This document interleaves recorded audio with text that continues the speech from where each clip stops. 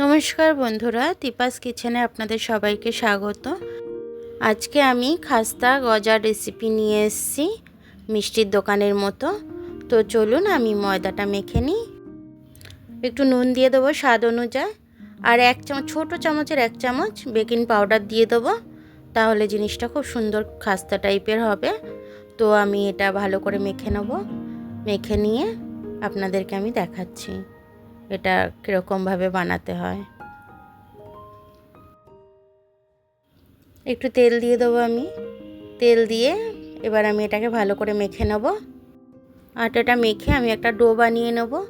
Do বানিয়ে নিয়ে তারপর আমি আপনাদের দেখাচ্ছি কিভাবে খাস্তা গজাটা আমি বানাবো। দেখুন এটা কীরকম হয়েছে। আমার শক্তপোক্তভাবে একটু মেখেছি, কারণ একদম ময়দার এর মতো পরোটার মতো করে আমি করিনি, তাহলে একদম নরম হবে। তার জন্য একটু শক্ত করে মেখেছি। দেখুন এটা কিভাবে আমি লেয়ারটা দিচ্ছি, পার্ট বাই পার্ট দেখুন আপনারা, তাহলে এইভাবে আপনারাও করতে পারবেন ঘরে।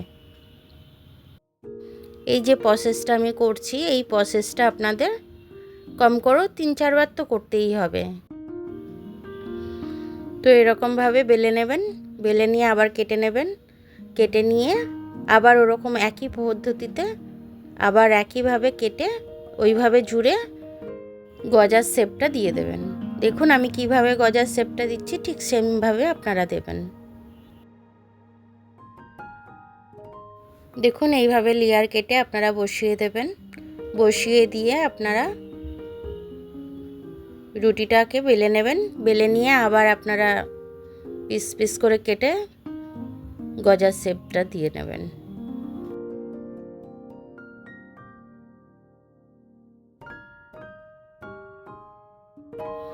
আপনারা যদি বড় বড় গজার পিস করতে চান বড় বড় করবেন। আমি ছোট ছোট করতে চেয়েছি, তাই আমি ছোট ছোট করে করেছি।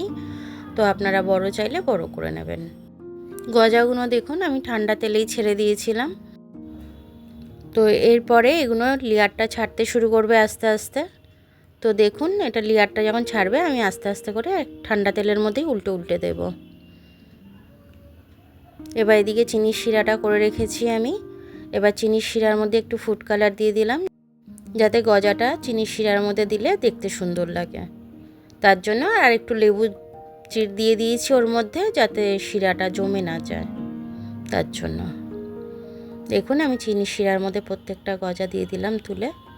এবার এটার মধ্যে ভালো করে আমি এটা মিশিয়ে আমি এবার তুলে নেব। তুলে নেওয়ার পর আমি আপনাদের দেখাচ্ছি। দেখুন কি সুন্দর লেয়ার ছেড়েছে, এরকমভাবে লেয়ার ছাড়বে। এটা কিন্তু খুব খাস্তা হয়েছে, আর খেতেও কিন্তু খুব সুন্দর হয়েছে। এরকমভাবে আপনারা বানিয়ে খেয়ে দেখবেন, খেয়ে আমাকে জানাবেন যে এটা কেমন হলো। দেখুন কি সুন্দর লেয়ারটা ছাড়ছে। আমার ভিডিওটা দেখার জন্য অনেক অনেক ধন্যবাদ। আমার ভিডিওটা যদি আপনাদের পছন্দ হয় তাহলে লাইক, সাবস্ক্রাইব, বেল আইকনটা টিপে দেবেন। আর যদি ফেসবুক থেকে দেখেন লাইক আর ফলোটা একটু করে দেবেন। আবার কাল দেখা হবে নতুন রেসিপির সাথে। ততক্ষণ আপনারা ভালো থাকবেন, আমি আসছি।